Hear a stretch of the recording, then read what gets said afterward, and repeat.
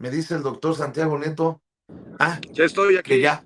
Ah, perfecto, doctor. Estaba dando una presentación de tu experiencia como titular de la Unidad de Inteligencia Financiera en el gobierno del presidente López Obrador y hoy como titular del INPI y de tu muy conocido adversario político, Francisco Javier García Cabeza de Vaca, que anda chillando por los pasillos de no sé dónde en Estados Unidos, autonombrándose perseguido político. Doctor, gracias por hacer posible la conexión. Sí, no, al contrario, Vicente, un saludo a ti, a tu auditorio. Sí, increíble. Hace unos días supe que estuvo en Washington y que participó en un evento con una asociación que hablaba sobre narcotráfico, elecciones y terrorismo. Yo creo que pues, no pudieron haber escogido mejor ponente, que él es un experto precisamente en financiar elecciones, en contratación con el narcotráfico. Entonces, pues bueno, pero bueno, muy agradecido de estar contigo bueno, que me permitas este espacio.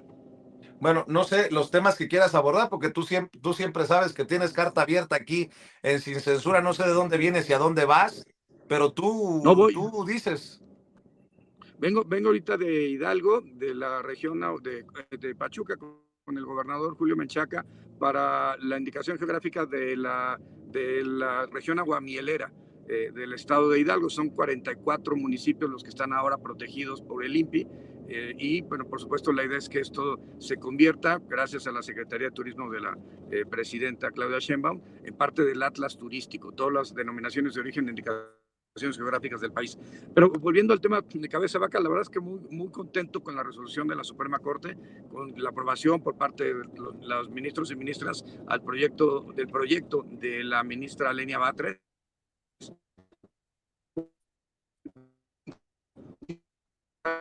presidente de la unidad.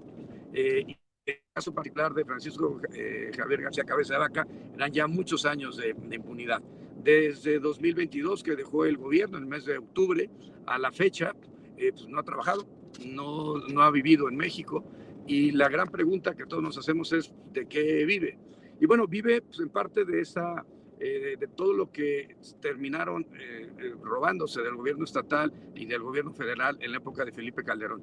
Hay que recordar que Cabeza Vaca fue director de Coret cuando estaba Felipe Calderón, fue después senador, evidentemente, y bueno, parte de los pagos de las reformas estructurales de Peña llegaron a él y tuvieron que ver con la compra de ese departamento en Lomas de Santa Fe, que compró a 14 millones y después lo terminó vendiendo en 42 millones, lo cual a mí me habla de un ejercicio de subvaluación o de sobrevaluación en cualquiera de las dos operaciones. Dinero que entra en efectivo a una SOFOM y que de la SOFOM salen los pagos hasta hacer ese departamento hacia el dueño. Esta fue la primera parte de la investigación que tuvo en su momento la Unidad de Inteligencia Financiera y después la Fiscalía General de la República, que hay que recordar que fue esa institución, la Fiscalía, quien llevó el asunto a la sección instructora de la Cámara de Diputados y Diputadas y que permitió seguir con el desafuero. Pero en síntesis te diría, son 2,000 millones de pesos en sus movimientos financieros, bancarios, son $600,000 del papá en efectivo, estamos hablando de 28 inmuebles de la familia entre Mission, Texas, McAllen, Brownsville, Hidalgo, por supuesto el estado de Tamaulipas, incluyendo un rancho que en alguna ocasión le escuché a Josefina Vázquez Mota decir que habían tardado media hora en llegar de la puerta de la carretera a la hacienda en Tamaulipas en una reunión plenaria del Partido de Acción Nacional. ¿Qué significa esto? Perdón, si tienes un inmueble que tardas media hora en llegar de la puerta al casco de la hacienda, pues ¿cómo lo conseguiste? Y la gran respuesta a esto fue pues, finalmente comprándole o amenazando a los ejidatarios, comprándoles a precios mínimos para poder generar un patrimonio como el que estamos viendo. 28 inmuebles. Recuerdo un libro de Jorge Luis Borges que se llamaba Otras Inquisiciones, donde decía que un emperador de China había querido construir un palacio con 365 habitaciones para que el tiempo no le alcanzara, que pudiera dormir un día distinto del año en cada una de ellas. Pues Cabeza de Vaca, por lo menos hasta ese momento, tenía 28. Ya el mes de febrero de este año lo hubiera cubierto sin problemas, durmiendo una noche en cada casa distinta. Y bueno, eso es de lo que estamos hablando de impunidad, estamos hablando de cómo el Partido Acción Nacional permite que su representante, más bien yo diría, ¿qué partido en el mundo permite que su representante ante la economía más importante del planeta, que son los Estados Unidos, sea un tipo que tiene órdenes de aprehensión y que hoy es prófugo de la justicia? La primera vez del 2022 a la fecha que es prófugo de la justicia en razón de que hay órdenes de aprehensión en su contra. Pues hay que felicitar a la fiscal Ernestina Godoy por haber retomado este asunto, a la ministra Lenia Batres y por supuesto a la Suprema Corte, porque esto va a hacer que estas personas que por cierto también tuvieron que ver con el tema del huachicol fiscal en la época de Peña Nieto, y me estoy refiriendo, sí, por el lado de los priistas, a León Trawitz, que era el jefe de escoltas, después el encargado de la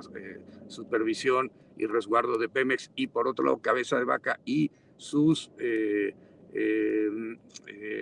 agentes, administradores y agentes aduanales, pues fueron los que empezaron con esta problemática que hoy en día ellos quieren hacer una denuncia pública de hechos que ellos mismos generaron.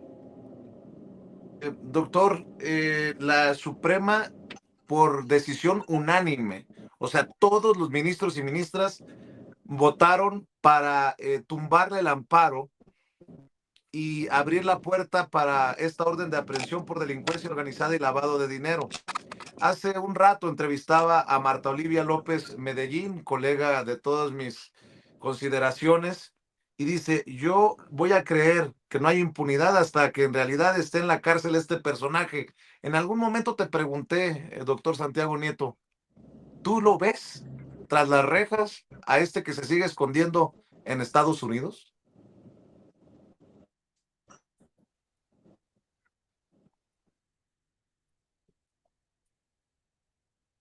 Yo lo veo, por supuesto que lo veo así. Yo creo que efectivamente él tiene ciudadanía norteamericana, costa más abajo.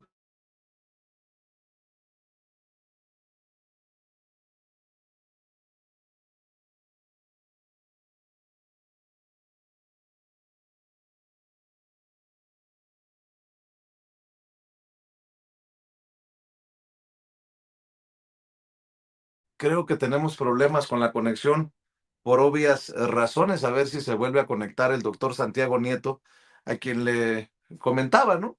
Si ve tras las rejas a Cabeza de Vaca o este manto de impunidad calderonista eh, por Felipe Calderón o de García Luna, seguirá protegiéndolo de alguna manera. No hay que ser muy necesariamente expertos en tema de política y estas cosas, pero hay que decirlo, la red lo sigue protegiendo eh, precisamente en espacios mediáticos. Ahí está el Saco de Pus, ahí está Roberto Gil Suárez, ahí están personajes como Meco, digo Narco, ¿qué digo? Marco Cortés, ahí está Don Cucaracho, ahora con nuevo partido político, Ricardo Anaya. Por eso te preguntaba si lo veías tras las rejas o el manto protector del calderonato de Felipe Calderón y García Luna lo seguirá protegiendo a Cabeza de Vaca, doctor. No, yo creo que se le acaban los días y esto es muy importante para México, para Tamaulipas. Ya no tienen el control del Poder Judicial y por eso su única estrategia es mediática y de querer desviar la atención, porque de los 16 amparos y suspensiones que le otorgaron, hoy en día ninguna ya se encuentra vigente, y porque además sí, ellos tuvieron que ver con el nombramiento de los anteriores ministros de la Suprema Corte de Justicia de la Nación, pero no tienen nada que ver con una elección popular de ministros y ministras que actúan conforme a su posición y su entendimiento del derecho y no por las recomendaciones de quienes los llevan.